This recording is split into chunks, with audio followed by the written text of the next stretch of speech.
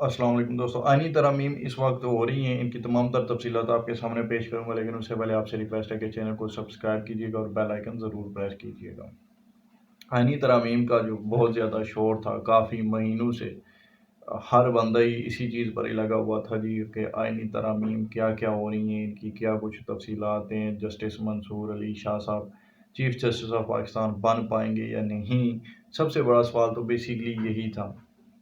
मौलाना फजलुर रहमान साहब भी काफ़ी जो हैं वो डगमगा रहे थे, कभी इस तरफ आ रहे थे, कभी उस तरफ जा रहे थे, कुछ भी जो है वो समझ नहीं आ रही थी। मखसूस नशिस्तों के हवाले से भी मामलात काफ़ी फंसे हुए थे, लेकिन गुज़श्ता कल से काफ़ी तेज़ी के साथ जो है वो मामलात सारे सही होना शुरू हो गए और आज हमने देखा कि मौलाना फजलुर रहमान साहब भी आइनी तरामीम में हुकूमत के शाना बशाना खड़े हो गए। और उससे पहले पीटीआई के लोगों ने भी बैरिस्टर गौहर साहब जो कि पीटीआई के चेयरमैन हैं, उन्होंने बाकायदा मौलाना साहब के साथ खड़े होकर प्रेस कॉन्फ्रेंस की और उन्होंने उसमें ये कहा जी कि हमें JUIF से यानी मौलाना फजलुर रहमान साहब से कोई गिला शिकवा नहीं है, हम मुस्तकबिल में इनके साथ रहेंगे। और ये जो तरामीम हो रही हैं, हमें इन तरामीम पर भी कोई एतराज़ नहीं है, सिर्फ बात इतनी है कि हमें क्योंकि बानी पीटीआई जो हैं यानी इमरान खान साहब, उनको कोई 5 दिन बिजली बंद हो गई उनकी, तो इसलिए हमें उसकी बड़ी तप चढ़ी हुई है, लिहाजा हम जनाब इन तरामीम का हिस्सा नहीं बनेंगे। बाकी उन्होंने ये कहा कि तरामीम के हवाले से हमें कोई एतराज़ नहीं है, यानी जस्टिस मंसूर अली शाह साहब को डिच कर दिया पीटीआई ने, जो कि बड़ी सीधी सी बात है कि ज़ाहिर सी बात है जस्टिस मंसूर अली शाह साहब और जस्टिस मुनीब अख्तर तो खैर पहले भी बहुत पहले से ही वो बदनाम ज़माना जज हैं कि बंदयाल साहब का जब दौर होता था तब भी मामलात को मुनीब अख्तर साहब ही हैंडल कर रहे होते थे, तो इसलिए वो तो पहले से ही बदनाम थे। लेकिन ये जो जस्टिस मंसूर अली शाह साहब हैं, इन्होंने अपना इमेज इतना ख़राब नहीं किया हुआ था। ये तो भी कुछ महीने पहले ही खुल खुला के जो हैं वो मखसूस नशिस्तों का जब बेंचेस बने थे, उस वक्त इनको पता नहीं कहाँ से तप चढ़ गई, क्या गुस्सा आ गया इनको कि इन्होंने आउट ऑफ द वे जाकर पीटीआई के हक में फैसले सुनाने शुरू कर दिए। और क्योंकि उस वक्त तक इनको ये इशारा मिल चुका था कि तरमीम ज़रूर होना है इन्होंने, लेकिन इसकी तफसीलात से पहले एक बात और भी मेंशन करना यहाँ पर बड़ी ज़रूरी है, और वो ये कि काजी फाइज ईसा साहब ने बोलती बंद कर दी है।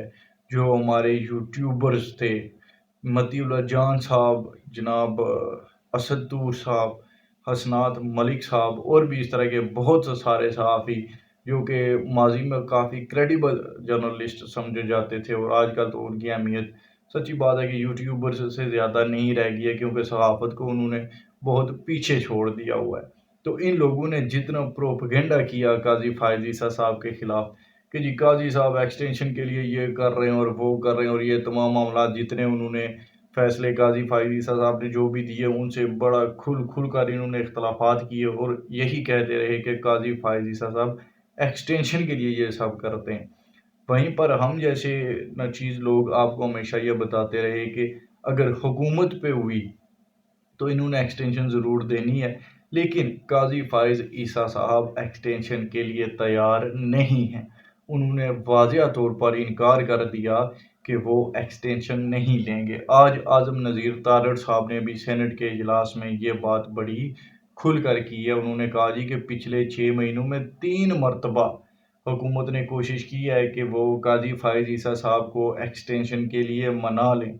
जब एक्सटेंशन के लिए नहीं माने तो फिर आखिरी मुलाकात में उनसे ये कहा गया जी कि हम अगर उम्र बढ़ा दें या आईनी अदालत बना दें तो उसमें आप आ जाएं, तो उन्होंने उससे भी इनकार कर दिया।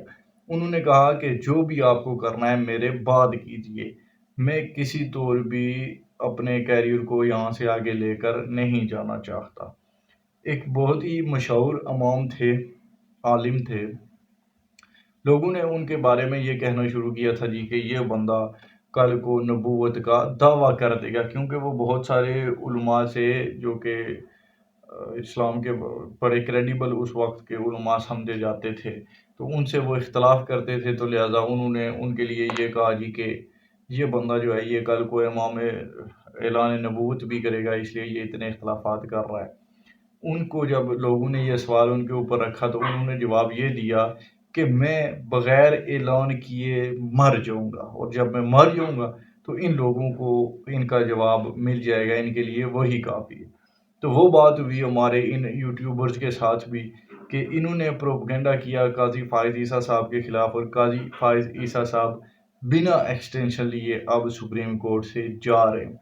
अखलाकी तौर पर तो अब बनता ये है कि ये काजी फायज ईसा साहब से माफ़ी मांगे, लेकिन इन्होंने मांगनी कोई नहीं। ये बड़े ढीठ किस्म के लोग हैं, और जो भी बंदा वैसे भी पीटीआई में जब शमूलियत अख्तियार कर लेता है तो उसकी इज़्ज़त गैरत जो आती है वो उसको पिछली सदी में छोड़ के आ गया होता है। 10,000 नूरी साल का फासला आ जाता है उसके और हक़ाइक़ के दरमियान, तो इतने अखलाक जो हैं वो बचते ही नहीं हैं उनके अंदर कि वो इतने गट्स कहाँ से लाएँ कि फिर वो अपनी उन मारी हुई बोंगियों पे, अपनी छोड़ी हुई उन शुरलियों के ऊपर वो माफ़ी मांगें। इतने उनमें फिर करेज नहीं होती है। तो ये कोई था जी काजी फायज ईसा साहब के हवाले से। अब मंसूर अली शाह साहब चीफ जस्टिस नहीं बन रहे, ये 100% कन्फर्म है। ना ही मुनीब अख्तर साहब बनेंगे और ना ही मंसूर अली शाह साहब बनेंगे। अगर तीसरे नंबर पर जो सीनियरिटी लिस्ट में हैं जस्टिस यहिया अफरीदी खान साहब, अगर वो भी इनकार करते हैं, क्योंकि सुनने में आया कि उनकी नौकरी जो है वो 2030 तक है, और अगर वो चीफ जस्टिस बन जाते हैं तो उन्हें 27 में फिर अल्लाह हाफिज़ कहना पड़ेगा सुप्रीम कोर्ट को। तो हो सकता है कि वो कहें जी कि मैं फ़िलहाल चीफ जस्टिस नहीं बनना चाहता, क्योंकि चीफ जस्टिस की मियाद जो है वो 3 साल तक है और उनका कैरियर अभी 6 साल का बाकी है। तो हो सकता है कि वो कहें कि उन्हें चीफ जस्टिस नहीं बनना। अगर वो इनकार कर देते हैं तो उसके बाद फिर इस तरमीम में ये भी लिखा है कि फिर जो उनके बाद का जो जज बनता होगा, फिर हुकूमत उनको उस लिस्ट में शामिल कर सकती है। अगर वो इनकार करते हैं तो फिर उनके बाद सीनियरिटी लिस्ट पे जो चौथा नंबर आएगा वो होगा जस्टिस अमीनुद्दीन साहब का। वही जस्टिस अमीनुद्दीन जिन्होंने पीटीआई के खिलाफ बड़े ठोक ठाक के फैसले दिए हुए हैं माजी के अंदर। तो पीटीआई के लिए कोई अच्छी खबर नहीं है। अगर जस्टिस यहिया अफरीदी साहब नहीं बनते तो यकीन करें कि ये काजी फायज ईसा साहब को याद करके रोएंगे कि वो कितने अच्छे थे इनके साथ, और इनके कितने उन्होंने तल्ख रवैयों को भी झेला है। क्योंकि जो जस्टिस अमीनुद्दीन साहब हैं उनको आप इसी तरह से ही समझ लीजिए कि जैसे जब नदीम अंजुम साहब थे डीजीआईएसआई, तो ये लोग उनके खिलाफ बड़ा प्रोपगेंडा करते थे, लेकिन अभी उनको गए चंद दिन ही हुए हैं तो इनको अब नानी याद आई हुई है, और ये वही बातें करते हैं कि नदीम अंजुम जैसा बंदा तो कोई था ही कोई नहीं। ये जो अब जो साहब आए ना, इन्होंने तो वाकई जिसे कहते हैं कि छठी का दूध याद दिला दिया इनको इन चंद दिनों के अंदर ही। तो अब हो सकता है कि जब नया चीफ जस्टिस ऑफ पाकिस्तान आए तो ये फिर वही कहें कि काजी तो बहुत अच्छा था, अब जो गुजर रही है वो तो बयां भी नहीं कर सकते। तो ऐसे हालात जो हैं उनके बहुत ज़्यादा चांसेस हैं। तो है जी, अब सेनेट के अंदर तो ये आप मंजूर ही समझो, शायद जब तक ये व्लॉग अपलोड होता तब तक कौमी असम्बली में भी मंजूर हो जाएगा। अब देखने वाली बात यही है कि कौमी असम्बली के अंदर जो इतलात आ रही हैं उनके मुताबिक तो यही है कि वो इजलास शुरू होते वक्त ही ऐलान आ जाएगा उससे 2-4 मिनट पहले कि मखसूस नशिस्तें जो हैं वो इलेक्शन कमीशन ने हुकूमत को दे दी हैं, और भारी अक्सरियत से तरामीम कौमी असम्बली से मंजूर हो जाएंगी। अगर नहीं मिलती तब भी मंजूर हो जाएंगी। खैर, अब तक के लिए इतना ही था। इन मामलात को मज़ीद कंटिन्यू करेंगे अगले वाले व्लॉग्स में। अगले दिनों में जो भी हमारे व्लॉग्स आएंगे उनमें इंशाल्लाह से सारी डिटेल्स आपके सामने रखूँगा। सब्सक्राइब ज़रूर कीजिएगा। मिलते हैं अगली वीडियो में। अल्लाह हाफ़िज़।